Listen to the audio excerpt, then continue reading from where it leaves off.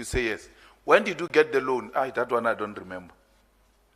You remember the things that have got nothing to do with you, but the one that has got to do with you, which is a loan. Not a certificate, because you don't issue certificates. Coming back to the unfortunate incident in the law firm regarding the loss of trust funds. You responded to the LSSA comment where you sought to explain yourself sufficiently in terms of what happened in the law firm. In that response, you say that Mr. Ngcukaitobi was informed in December 2014 about the misappropriation of the trust funds. You recall that part? Yes, I do. And then the firm, yourself reported through Mr. Ngcukaitobi to the then Law Society of the Northern Provinces on the 30th of August 2017. There was a lapse of about 2 years, 2015, or 3 years, so to speak. A lapse of about 3 years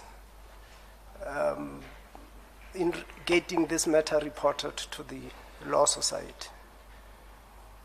Why was that so? It shouldn't have been. We shouldn't have waited 3 years. That was an error of judgment. But we delayed because the aberrant director was trying to recover the funds and the client who had been prejudiced by the theft was prepared to give him that leeway. But when it became really apparent that he couldn't fill that hole in the trust account, we then approached the Law Society, and in fact one of the charges, Commissioner, related precisely to the delay that you're talking about, and we pleaded guilty. In 2015, did you get the Fidelity Fund certificate? Yes, we did. While there was still a trust shortfall? Yes, we did.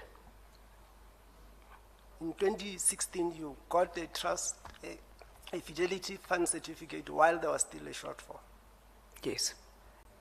And you got the Fidelity Fund certificate out of the representations that you made that your trust account was in order when you knew that it was not in order?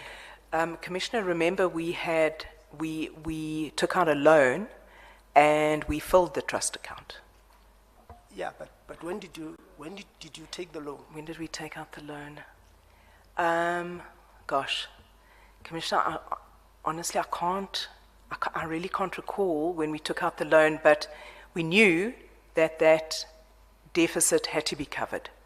And we took out a loan, Standard Bank, and that's how we dealt with it.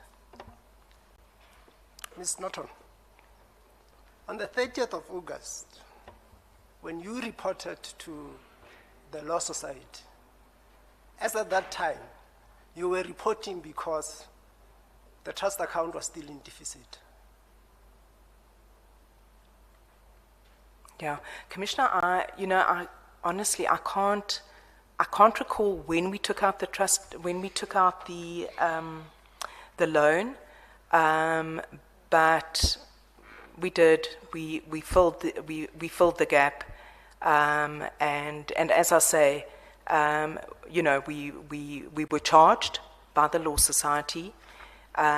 We pleaded guilty, and that was that was the way we dealt with it. Could we have done it better another time round? Hopefully there'll never be another time around. But that's how we dealt with it. you, CJ. I'll let it pass. Thank you. Commissioner Malema? No, I just want to ask, for you to get the Fidelity Fund certificate, what is required? An audited report. No, for you to get, for the trust to get the Fidelity Fund certificate, what do you do? What do you submit to who? You submit your auditor's report, which goes to the Law Society.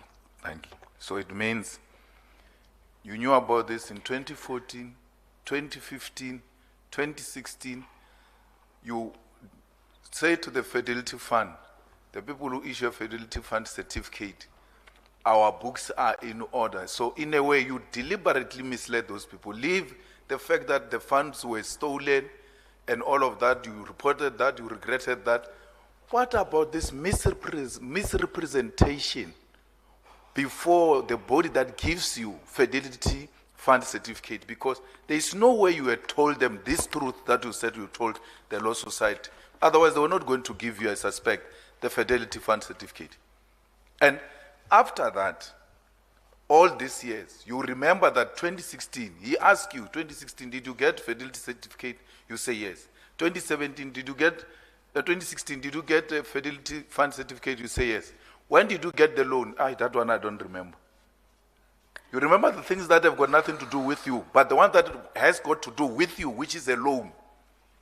Not a certificate, because you don't issue certificates. But those ones you remember. But as in when did we get the money so that we qualify to get the Fidelity Fund certificate, you don't remember. And I agree with you. You came prepared. You are prepared. You just prepared to come and distort this fact because you knew it's going to rise.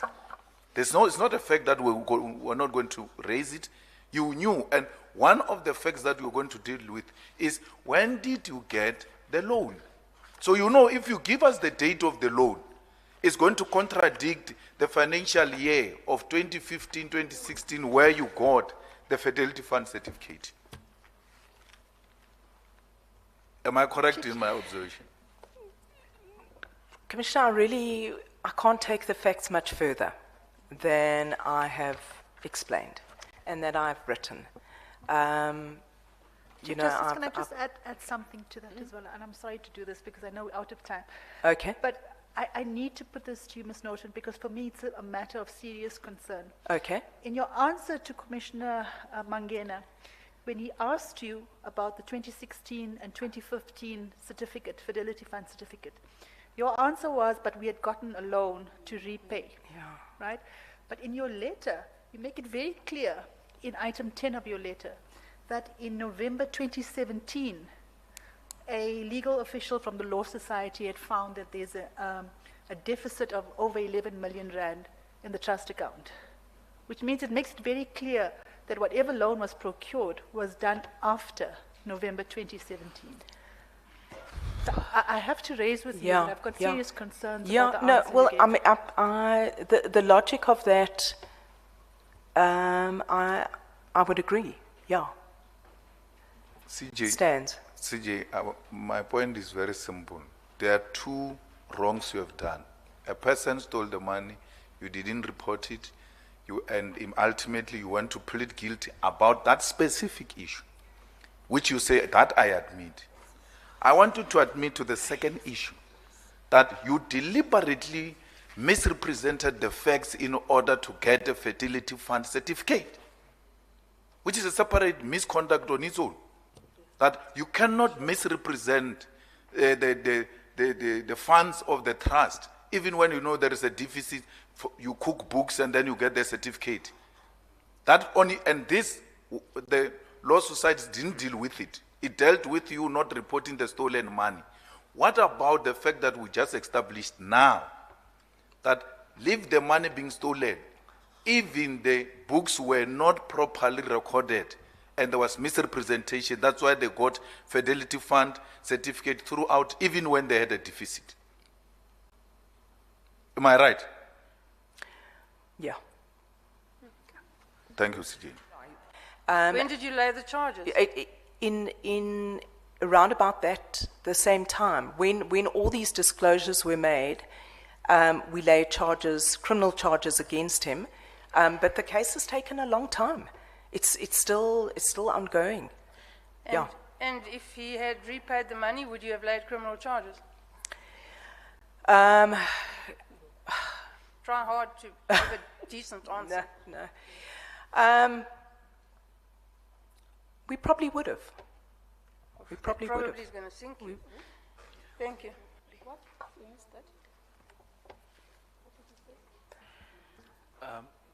I think Commissioner Breitenbach is finished. Commissioner Breitenbach, do you know what happened to Mr. Adekay? You should know.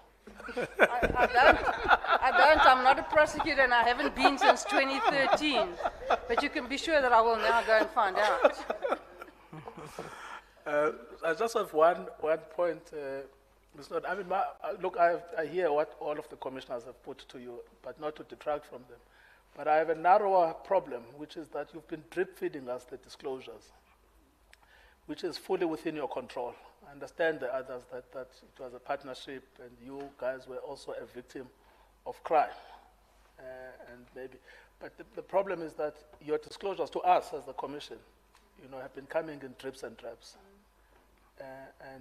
This is the problem I have about being drip-fed information. I happen to sit in the objections committee and we read through these objections. If it had not been for the Law Society, the sort of mundane disclosures you made would not have made me worried. But it's because the Law Society dragged the information out of you that I actually got to know that this is a very, very big thing that we are dealing with. So I just thought maybe you want to comment about why you have been drip-feeding the commission with your disclosures. Commissioner, I didn't feel that I was drip-feeding. In the questionnaire, I made the disclosure. I gave some background to it. Quite frankly, I didn't know how much detail to provide. And when the Law Society came back, they said there hasn't been sufficient information or disclosure, I went back into our records and I provided what I thought would be a sufficient disclosure. Gosh, if it feels drip feeding, that's certainly not my intention. I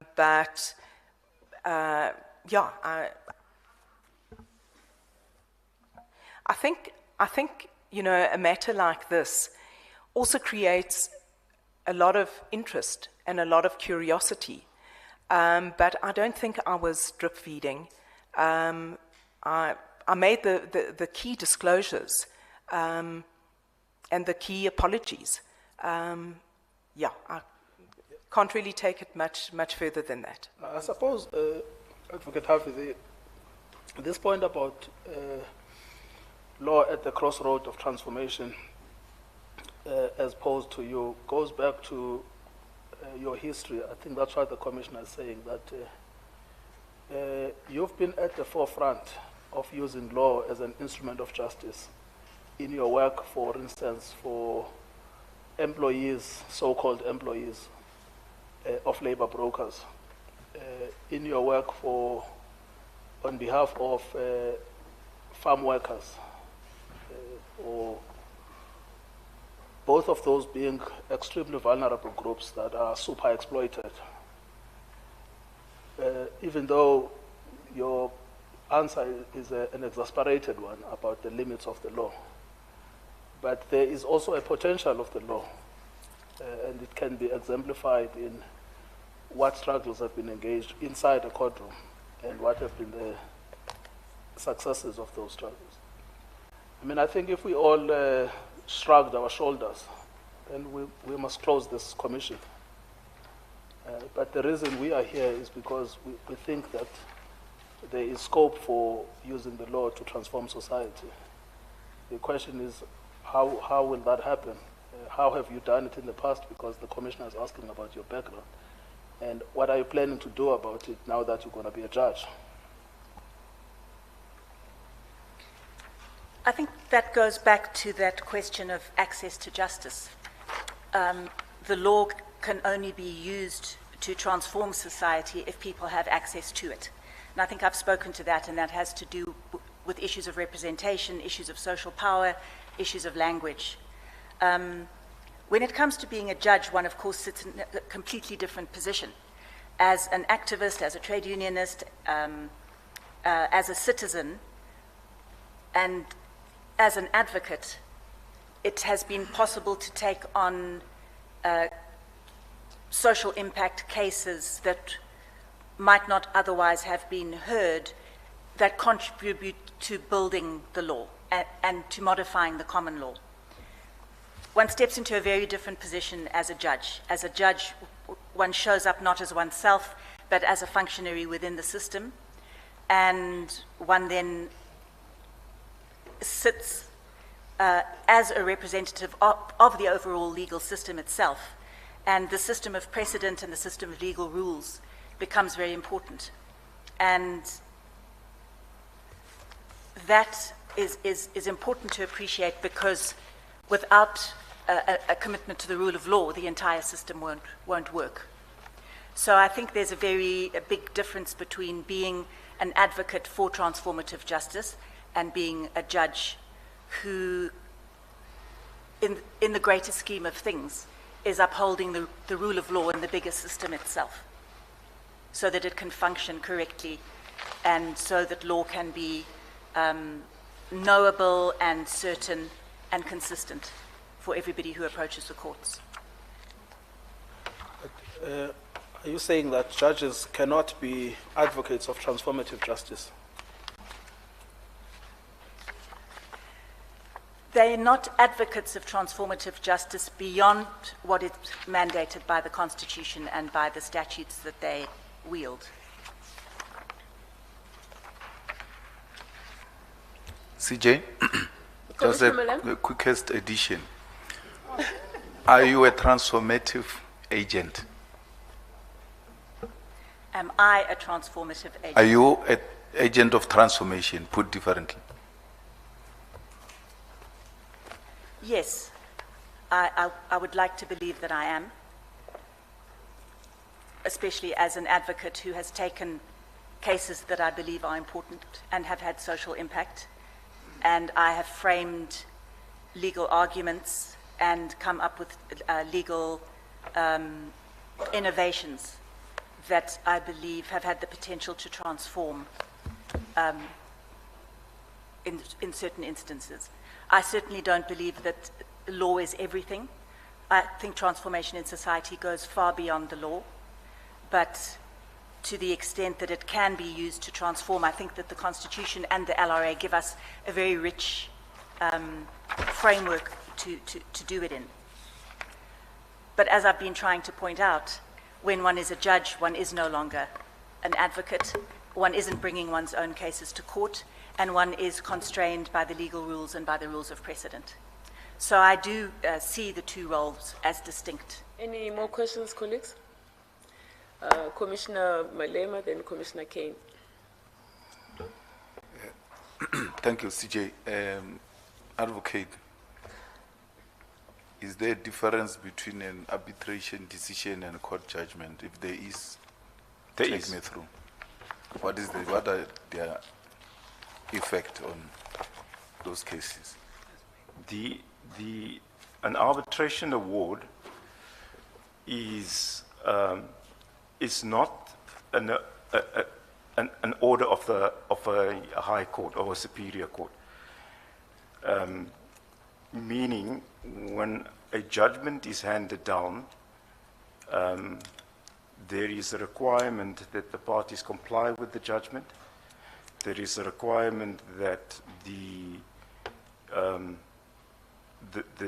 a high court has the type of jurisdiction which the CCMA, and powers which the CCMA, or for this particular instance, the private arbitration institution, don't have. Now, you are being asked for reportable judgments, not reportable arbitration orders. The whole advocate who knows the difference between arbitration order and judgment, you go and write arbitration orders and want to come and create an impression that you have no idea or none whatsoever, you can't make such a mistake. You knew what you were doing when you were responding to our questionnaire, which is in the main misleading. The intention was to mislead this committee. If the attention was not, if we did not pay attention to detail. Commissioner Malema, I certainly hear what you're saying, but there's simply no need to mislead by providing information that's clearly observable on the face of it. So I've indicated why I added those two decisions. There was certainly no intention on my part to mislead anybody. And I doubt whether anybody was misled. I doubt it very much.